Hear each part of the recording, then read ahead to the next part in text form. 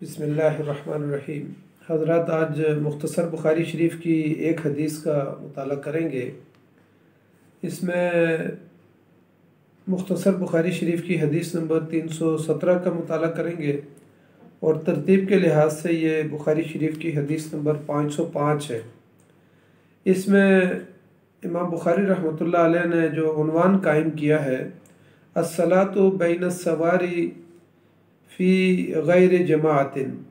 अकेले नमाजी का दो सुतूनों के दरमियान नमाज पढ़ना क्या आया उसका जवाज़ है या कि नहीं। अन अब्दुल्लाह इब्न उमर रज़ियल्लाहु अन्हुमा हदीसु दुखूल नबी सल्लल्लाहु अलैहि वसल्लम अल कअबता क़ाला फ़सअल्तु बिलालन हीन खरजा मा सनअ नबी सल्लल्लाहु अलैहि वसल्लम क़ाला जअला उमूदन अन यसारिही व उमूदन अन यमीनिही सलासत आमिदतन वराअहु व कान अल बैतु यौमइज़िन अला सित्तति आमिदतिन व फ़ी रवायतिन अमूदैन अन यमीनिही रवाहुल बुखारी। हज़रत इब्न उमर रज़ियल्लाहु तआला अन्हु से नबी सल्लल्लाहु अलैहि वसल्लम के काबा में दाखिल होने की रवायत में है कि जिस वक्त हज़रत बिलाल रज़ियल्लाहु तआला अन्हु बैतुल्लाह से बाहर आए तो हज़रत अब्दुल्लाह इब्न उमर रज़ियल्लाहु तआला अन्हु फरमाते हैं कि मैंने उनसे पूछा कि नबी सल्लल्लाहु अलैहि वसल्लम ने बैतुल्लाह के अंदर क्या किया। तो उन्होंने बताया कि आप सल्लल्लाहु अलैहि वसल्लम ने एक सुतून को अपनी दाएं जानिब और एक सुतून को अपनी बाएं जानिब और 3 सुतूनों को अपने अकब में कर लिया था और फिर आप सल्लल्लाहु अलैहि वसल्लम ने नमाज़ पढ़ी। उस वक्त काबा की इमारत 6 सुतूनों पर थी। एक रवायत में है कि आपने 2 सुतूनों को अपनी दाएं जानिब किया, तो यानी दरमियान में नबी सल्लल्लाहु अलैहि वसल्लम ने 2 सुतूनों के दरमियान नमाज़ पढ़ी। तो ये हज़रत बिलाल रज़ियल्लाहु तआला अन्हु की रवायत है कि नबी अकरम सल्लल्लाहु अलैहि वसल्लम ने 2 सुतूनों के दरमियान में नमाज़ पढ़ी। इमाम बुखारी रहमतुल्लाह अलैह ने जो उन्वान कायम किया है, अस्सलातु बैन सवारी फ़ी गैर जमाअतिन, यानी एक शख्स अगर अकेले नमाज़ पढ़ता है और 2 सुतूनों के दरमियान नमाज़ पढ़ता है तो क्या उसकी नमाज जायज़ है या कि नहीं। हमीद बिन महमूद बयान करते हैं कि हमने एक अमीर के पीछे नमाज़ पढ़ी और हमने नमाज 2 सुतूनों के दरमियान यानी जमात करवाई। तो नमाज से जब हम फारिग हुए तो बाद में हज़रत अनस बिन मालिक रज़ियल्लाहु तआला अन्हु ने फरमाया कि हम अहद रिसालत में इससे बचने की कोशिश करते थे, यानी 2 सुतूनों के दरमियान जमात करवाई जाए, यानी इस बात से हम बचते थे कि 2 सुतूनों के दरमियान खड़े होकर जमात करवाई जाए।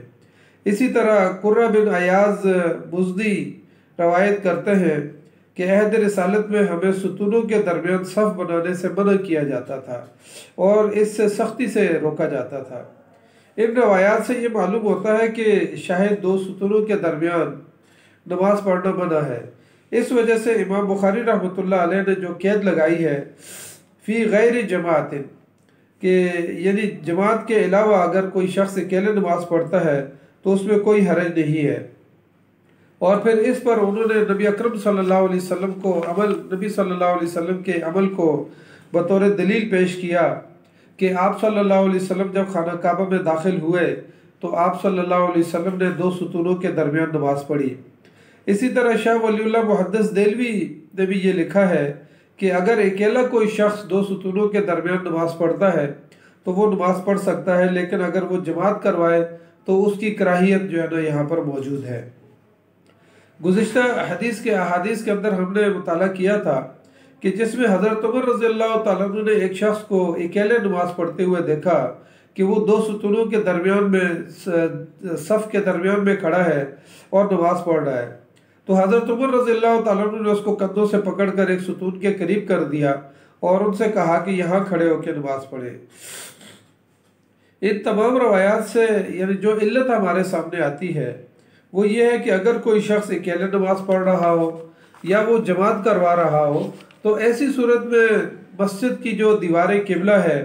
उसको सुथरा बनाना चाहिए। या फिर यह है कि मस्जिद के दरमियान में कोई सुतून है तो उनको जो है ना सुतरा बना के वहाँ पर अकेले नमाज पढ़े या फिर जमात करवा ले, तो वो सुतून जो है ना वो सबके लिए सुतरा हो जाएगा। इसी तरीके से उसका फ़ायदा ये होगा कि नमाज मस्जिद के अंदर जो बाकी नमाजी हैं उनको तकलीफ़ नहीं होगी, और वो अगर आगे से गुजरना चाहें तो वो गुजर सकेंगे। अगर वो दरमियान में जो है ना सुतरे के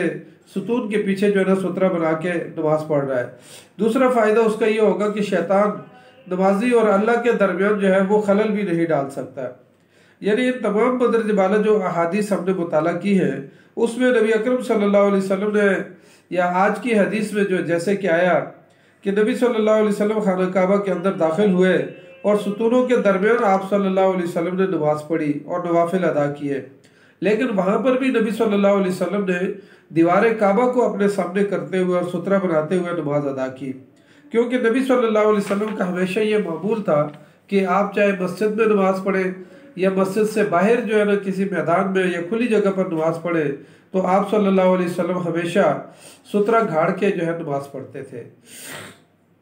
इस हदीस में ये भी तस्करा हुआ कि अब्दुल्ला बिन उमर रज़ियल्लाहु तआला अन्हु फरमाते हैं कि मैंने हज़रत बिलाल रज़ियल्लाहु तआला अन्हु से पूछा कि नबी सल्लल्लाहु अलैहि वसल्लम ने खाना काबा के अंदर क्या इबादत की, तो हज़रत बिलाल रज़ियल्लाहु तआला अन्हु ने फरमाया कि नबी सल्लल्लाहु अलैहि वसल्लम ने सुतूनों के दरमियान नवाफिल अदा किए। जबकि इसके मुकाबले में हज़रत उसामा रज़ियल्लाहु तआला अन्हु जो ख़ुद खाना काबा के अंदर मौजूद थे, और हज़रत अब्बास रज़ियल्लाहु तआला अन्हु वो खाना काबा के अंदर मौजूद तो नहीं थे, लेकिन हज़रत उसामा रज़ियल्लाहु तआला अन्हु के ज़रिए से वो भी रवायत करते हैं कि खाना काबा के अंदर नबी सल्लल्लाहु अलैहि वसल्लम ने कोई इबादत नहीं की। इसमें मुहद्दिसीन ने तदबीक पैदा की है, और तदबीक की पहली सूरत उन्होंने ये कही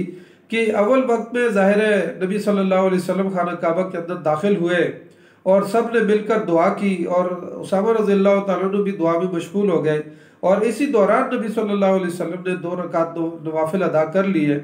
जबकि हज़रत बिलाल रज़ियल्लाहु तआला अन्हु नबी सल्लल्लाहु अलैहि वसल्लम के करीब थे और उन्होंने वो नवाफिल अदा करते हुए देख लिए। इस तरीके से दूसरी जो तदबीक की सूरत पैदा की है वो मुहद्दिसीन ने कहा कि असबात और नफ़ी के दरमियान अगर तारज़ आ जाए, जैसे कि हज़रत बिलाल रज़ियल्लाहु तआला अन्हु की हदीस के अंदर असबात है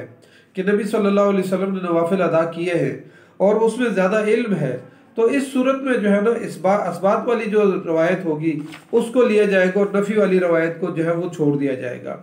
और मुहद्दिसीन ने हज़रत बिलाल रज़ियल्लाहु तआला अन्हु की रवायत को ही राज रवायत करार दिया है, और सबका इस बात पर इत्तेफाक है कि नबी सल्लल्लाहु अलैहि वसल्लम ने अंदर नवाफिल अदा किए थे। इस हदीस से ये बात भी साबित होती है कि नबी सल्लल्लाहु अलैहि वसल्लम की ये सुन्नत है कि खाना काबा के अंदर दाखिल होकर दुआ की जा सकती है और नवाफिल अदा किए जा सकते हैं। तो इससे जो है ना आजकल के दौर में जाहिर है कि मुमालिक के उमरा या सुफरा वो खाना काबा के अंदर दाखिल हो सकते हैं, इसके अलावा अवामुन नास के लिए खाना काबा का दरवाज़ा नहीं खोला जाता। लेकिन उसकी दूसरी सूरत जो है ना अल्लाह ताला ने हतीम की सूरत में खोल दिया है कि हतीम से हर शख्स अंदर दाखिल होके खाना काबा के अंदर जो है नवाफिल अदा कर सकता है और दुआ कर सकता है, और ये नबी अकरम सल्लल्लाहु अलैहि वसल्लम की सुन्नत है। इसके मुताबिक जो है ना नवाफिल अदा किए जा सकते हैं और दुआ की जा सकती है। तो अल्लाह ताला से हम दुआ करते हैं कि अल्लाह ताला हमें नबी सल्लल्लाहु अलैहि वसल्लम की इन अहादीस के ऊपर अमल करने की तौफीक अता फरमाए, और नमाज के दौरान जो शैतान दिलों में वसवसे पैदा करता है उससे हम सबको महफूज रखे, और नबी अकरम सल्लल्लाहु अलैहि वसल्लम की इन दुआओं के ज़रिए से जो रूहानियत है इन इबादत की अल्लाह ताला वो हमें अता फरमाए। जज़ाकल्लाहु खैर। अस्सलामु अलैकुम व रहमतुल्लाहि व बरकातुहू।